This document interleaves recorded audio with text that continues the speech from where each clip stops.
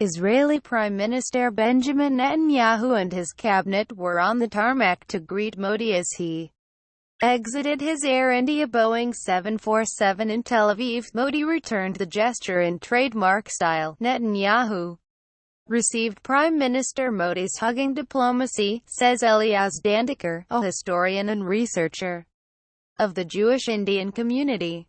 It was warm, like a couple of old friends that came together after so many years. The two countries aim to further that embrace in terms of economic, cultural and security ties. The trip marks the first visit to Israel by an Indian Prime Minister after 25 years of diplomatic relations. Many analysts see the visits as a clear diplomatic tilt toward Israel after years of India keeping its distance. Since 1992 there has been a growing relationship between Israel and India, but it was under Prime Minister Modi that the relationship has really blossomed.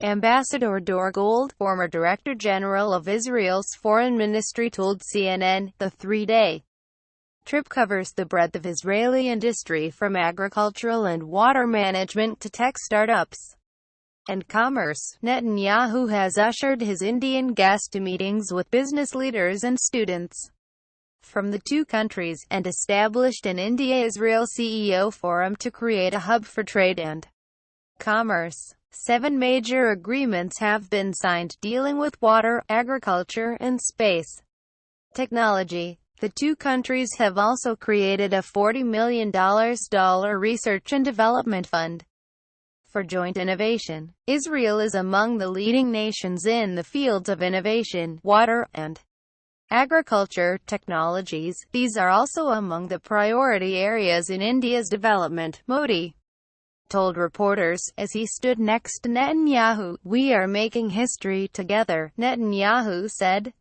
I have a feeling that India and Israel are changing our world. Netanyahu quipped that Hebrew and Hindi are the two main languages in Silicon Valley, the United States' high-tech hub, which made their two countries natural partners, a partnership that has seen bilateral trade grow exponentially from $200 million in 1992 to $4.16 billion last year. We lead in robotics, precision agriculture, and everything having to do with water, dairy farming, drones, machine learning, says John Medved, CEO of Our Crowd, a platform for investors to provide venture capital funding for startups. And as India modernizes in terms of moving ahead on digital payments and e-gov, Israel becomes a very strategic partner for India. One of the crucial meetings for Modi and Netanyahu will be with members of India's Jewish diaspora, a community of more than 80,000 Jews now living in Israel who can trace their roots back to the subcontinent. Dandekar, a fourth-generation immigrant, eagerly views the potential of future cooperation. Our connections are making more opportunities between the two countries, Dandekar said. We hope both leaders seize the broad connections created by the diaspora community. During a press conference on Wednesday, Modi and Netanyahu reaffirmed their commitment to cooperate in areas of defense and security. Israel provided arms to India even before the establishment of diplomatic relations. Today, about 40% of Israel's defense exports go to India, making Israel its third-largest defense supplier, Medved told CNN. The Israel Aerospace Industries (IAI) announced a deal worth nearly $2 billion in April, making it the largest defense contract in Israel's history. The package provides sophisticated air and missile defense systems to the Indian Army. Israeli weapons will bolster India's armed forces against the country's main geopolitical rival, Pakistan. But they could also be used against China, another of India's rivals, though one which Israel is currently courting for investment. Israel isn't the only country that seeks to have good relations with both Asian powers, says Gold. This is a challenge that many countries experience. It is what diplomacy is all about. Part of the defense cooperation will center on terrorism. Both countries affirmed their commitments to working together. We also recognize that we are being challenged. We are being challenged by the forces of terror that seeks to undermine our world, our countries, the peace and stability of our common civilization, and we have agreed to cooperate in this area as well, Netanyahu stated. Gold believes ISIS expansion provides an opportunity to deepen security cooperation. What we are seeing is that Israel facing challenges from organizations like ISIS that has branches all across Asia to the Philippines. The challenges to India are also worldwide.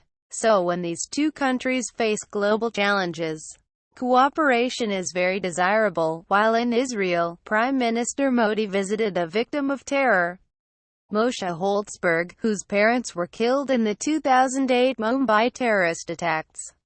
Their parents had traveled to India 5 years prior to service the city's small Jewish community and Israeli visitors. Moshe, who was 2 years old at the time, was saved by his Indian nanny.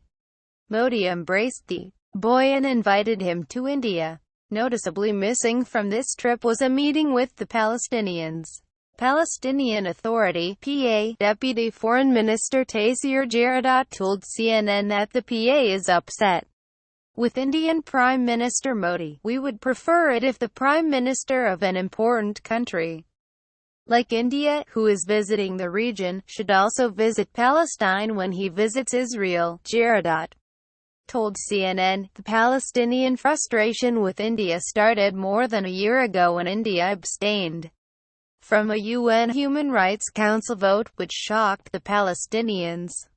Historically, India was one of the main supporters of the Palestinian political movement. According to Jaradat, the Palestinians feel that India has decided to enhance its cooperative relationship with Israel at the expense of the Palestinians. In an interview with the Times of Israel, Indian ambassador to Israel, Pavan Kapoor, said, "It's our sense of confidence that we can deal with both relationships independently and on their own merits. We don't see the need to hyphenate them." In May, Modi hosted Palestinian President Mahmoud Abbas for a state dinner in New Delhi. The Indian Prime Minister reaffirmed the country's commitment to a two-state solution and the Palestinian cause. "We will continue to work with the Palestinians because we do support their cause. But at the same time, we want to keep our relations with Israel independent of their relationship with Palestine," Kapoor added.